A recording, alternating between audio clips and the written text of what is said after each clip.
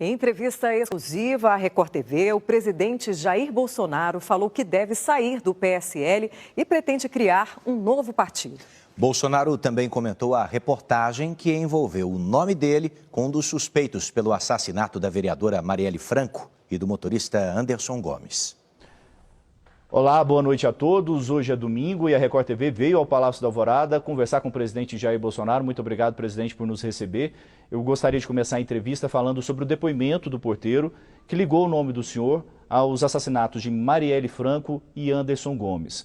O senhor apresentou provas de que nesse dia estava aqui em Brasília e também gravações lá da portaria do condomínio desmentem a versão do porteiro. Esse caso, para o senhor, está encerrado ou não? Não, não está encerrado não. Por quê? O nosso advogado-geral da União já determinou o PGR, Procurador-Geral, que tome depoimento do porteiro, bem como dos servidores públicos, no caso, o delegado da Polícia Civil, e levando-se em conta em que circunstância isso tudo veio a ocorrer. Porque não pode, uma emissora de televisão, como a Globo, joga um balde de coisa suja em cima de mim, tá? Com aquela matéria da semana passada. E depois fica por isso mesmo? Não. Primeiro, a Rede Globo também tem que explicar quem é que vazou um processo que corria em segredo de justiça para eles. Eu fiquei sabendo disso dia 9 agora. Agora você pode falar, eu agi em desacordo com a lei? Eu fiquei sabendo através do governador Wilson Witzel. Eu estava num jantar, numa quarta-feira, por volta de 9 da noite, quando o governador chegou lá. Eu me surpreendi com ele, porque não é natural um governador estar em Brasília numa quarta-feira, não é natural, mas tudo bem. E ele se assustou comigo, me chamou num canto e disse que o processo está no Supremo. Eu falei, que processo? O processo da Marielle. O que eu tenho a ver com isso? O porteiro declarou que por volta de 17 horas, de 14 de março do ano passado, tá, um dos possíveis executores da Marielle se encontrou com outro no condomínio, mas ele teria ido na sua casa. Ficou por aí a conversa, eu fiquei surpreso. Primeiro que o governador não tinha que ter acesso ao processo. E ele não posou de bonzinho comigo, não. Ele já sabia, porque muita coisa estava vazando já, que a perseguição dele contra a minha família, eu, meus filhos e quem está do meu lado. Ele tem usado a máquina pública para me perseguir. E o fato em si está comprovado, quarta-feira. Geralmente o parlamentar está em Brasília, podia até não estar, mas estava em Brasília, comprovado em vários momentos que eu botei o dedo no painel de votação ou de presença da Câmara dos Deputados. Então eu sou uma pessoa que sou constantemente perseguida e comprovo, como esse último caso da senhora Marielle Franco. Desculpa aqui o linguajar, é um jornalismo sujo por parte da TV Globo, que inclusive eu os tenho desafiados. TV Globo, me dá um espaço de 15 minutos ao vivo no Jornal Nacional para explicar isso e mais coisas. E, obviamente, vou cobrar de vocês quem vazou isso para vocês. E agora também fala que eu estou obstruindo a justiça. Tá? Que obstrução? Apenas eu falei com meu filho, ele foi na portaria, coisa que qualquer um dos 150 moradores do condomínio podem fazer, colocou a data 14 de março do ano passado e todas as ligações para minha casa e para a casa dele, ele simplesmente botou o áudio, né, e filmou esse áudio, nada mais além disso. O senhor foi procurado pela produção da TV Globo enquanto essa matéria era feita? Eu estava exatamente na Arábia Saudita, o fuso em torno de 6 horas de diferença. Estava lá a representante da TV Globo, a senhora Délis Ortiz, em nenhum momento. Eu fiquei sabendo quando me falaram, desligaram aqui do Brasil, ligaram para o ajudante de ordem meu, dizendo que a matéria havia tido uma chamada no Jornal Nacional e iria ser colocada no ar. Daí acordei quem tinha que acordar, eu, por exemplo, não estava dormindo, que eu não durmo naturalmente, e assistimos o que aconteceu. Poderia, né, ter um link ao vivo comigo, sem problema nenhum. Agora, lamentavelmente, a TV Globo faz a matéria, diz que não é verdade, diz que eu estou em Brasília, fez por quê? Para, mais uma vez, dar margem a pessoas achar que eu sou um dos possíveis mandantes da senhora Marielle Franco. Vamos falar um pouquinho de economia. Essa semana, o ministro Paulo Guedes e o governo, né, pretendem apresentar ao Congresso Nacional algumas propostas de reforma do Estado, pacto federativo, também mudanças no regime fiscal e também a reforma administrativa, até uma mudança na lei de privatizações.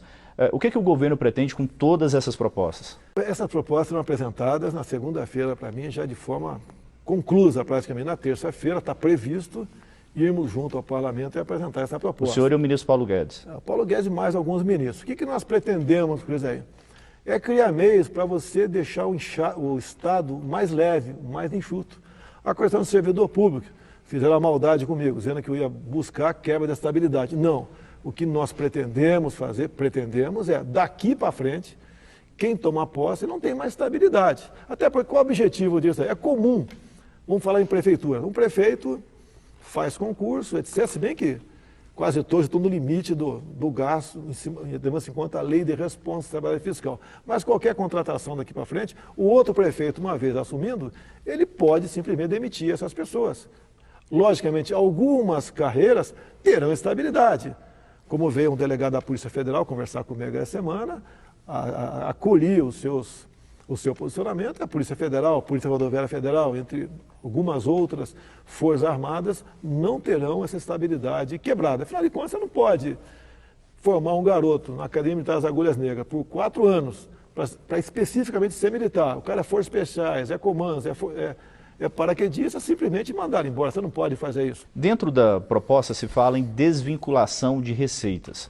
E sempre que se fala disso, tem a preocupação de diminuir os recursos para a educação e para a saúde. Há algum risco disso acontecer, presidente? Olha, nós queremos, o que o governo quer, é deixar para o parlamento fazer isso. Ninguém vai diminuir. O global vai para o parlamento. E o parlamento pode decidir se vai dar mais ou menos para a saúde, educação compensa um com o outro. Que por vezes você tem num determinado ministério, você é obrigado a gastar uma quantidade que não é necessário. Então a ideia é o parlamento que vai continuar gerindo para onde vão esses recursos. Ou seja, a responsabilidade integral pelo orçamento passa a ser da Câmara e do Senado. Nós, o Executivo, estamos abrindo mão disso. Você quer coisa mais democrática do que isso? Estamos abrindo mão disso. Ninguém vai sumir com o recurso vai para o parlamento, ele vai decidir o que tem que fazer. Nesse momento, o senhor vive um racha dentro do partido do senhor, que é o PSL. O senhor teme dificuldades de aprovação dessas propostas por conta desse momento político? O partido como um todo tem votado. O problema ali, o que acontece? Eu tenho uma matéria agora no jornal Estado de São Paulo. Não vou entrar no mérito se é verdadeiro ou não, mas teve uma matéria aí sobre malversação daquela cota parlamentar.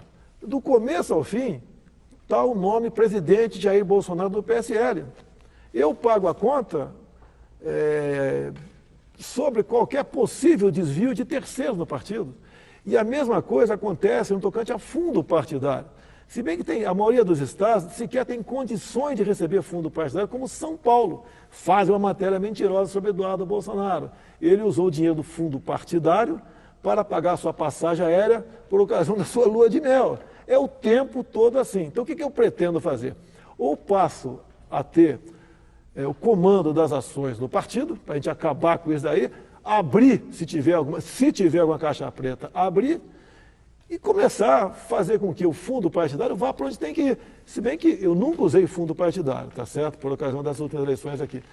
E o que eu quero é ficar livre disso. Agora, o que pode acontecer, né? Pode acontecer de uma hora para outra. Eu posso sair do partido. O que eu quero apenas ter cumprida uma determinação.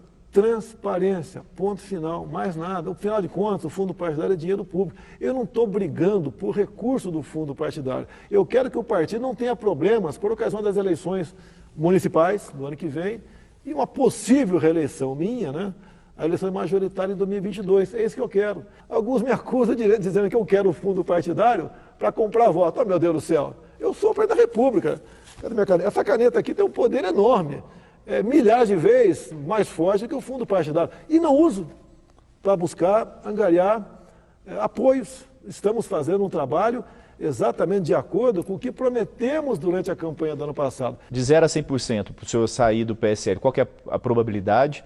E saindo, o senhor criaria um novo partido? 80% para sair e 90% para criar um novo partido. Que vai começar do zero, sem televisão, sem fundo partidário, sem nada. O meu sonho, eu acho muito difícil eu assumir o comando do partido, muito difícil, é criar um partido agora que a gente pode colher assinatura de forma eletrônica junto ao eleitorado. Até março teria um partido e eu teria ali, dos quase 6 mil municípios, né, talvez umas 200 candidaturas pelo Brasil. Estaria feliz com isso, porque teria como escolher realmente, de fato, quem concorreria àquela prefeitura. Na última eleição, muita gente chegou de última hora, porque nomes bons até não queriam vir meu partido, porque não tinham tempo de televisão. Vamos falar sobre a questão do vazamento de óleo no litoral brasileiro. Para o governo, está certo que foi o cargueiro grego que provocou esse vazamento? Todos os indícios levam para esse cargueiro grego, todos. Falta apenas bater o martelo. Essas manchas começaram a aparecer nas praias da Paraíba por volta de 2 de setembro. Desde aquele momento, ninguém podia imaginar o tamanho da catástrofe. As Forças Armadas, IBAMA, ICMBio, prefeituras, voluntários começaram a fazer a limpeza das praias. E conforme foi avolumando a quantidade de óleo, outras medidas foram tomadas. Tá? De modo que chegamos a essa conclusão agora, basicamente quase definida, de um vazamento criminoso. Agora, a notícia é ruim. O que chegou até agora e foi recolhido é uma pequena quantidade do que foi derramado. Então, o pior ainda está por vir. Não sei se na costa do Brasil, se bem que as correntes, tudo indica que foram para a costa do Brasil, e como é um petróleo que tem uma densidade um pouco superior à água salgada, ele não vem por cima, vem por baixo. Ele pode ter passado pelo Brasil e retornado para a costa africana e para outro local qualquer. Então nós temos um anúncio ainda de uma catástrofe muito maior que está por ocorrer por causa desse vazamento, que pelo que tudo parece foi criminoso. Agora vamos falar sobre uma declaração do deputado Eduardo Bolsonaro sobre a questão do AI-5, que é o mais conhecido dos atos institucionais do período da ditadura militar. Após essa declaração, o senhor conversou com o deputado? A gente sabe que ele veio aqui ao Palácio da Alvorada hoje, o senhor conversou com ele? Como que foi? Eu te pergunto uma coisa, para que serve o artigo 53 da Constituição? Lá está escrito que os senadores e deputados são invioláveis, civil e penalmente, por quaisquer palavras, opiniões e votos. Ponto final.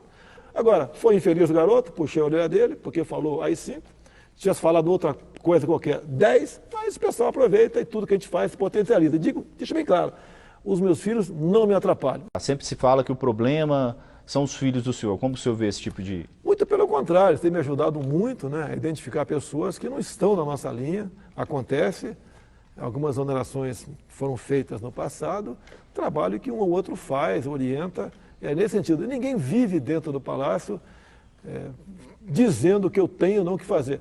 Dizem sim projetos, propostas e também quem está fora da curva. Quem está fora da curva mudou, o Brasil mudou. Até há pouco tempo era um país onde a família não existia, onde a ideologia de gênero era uma marca, tá certo? Onde a meritocracia também não existia, mudou. É um presidente agora que respeita o Estado laico, mas é cristão. É um presidente, um governo que respeita a família. Se alguém não estiver nessa linha, vai esperar no futuro o PT voltar e vai integrar esse gabinete no futuro, não no meu atual. Presidente, obrigado pela entrevista, boa noite. Boa noite.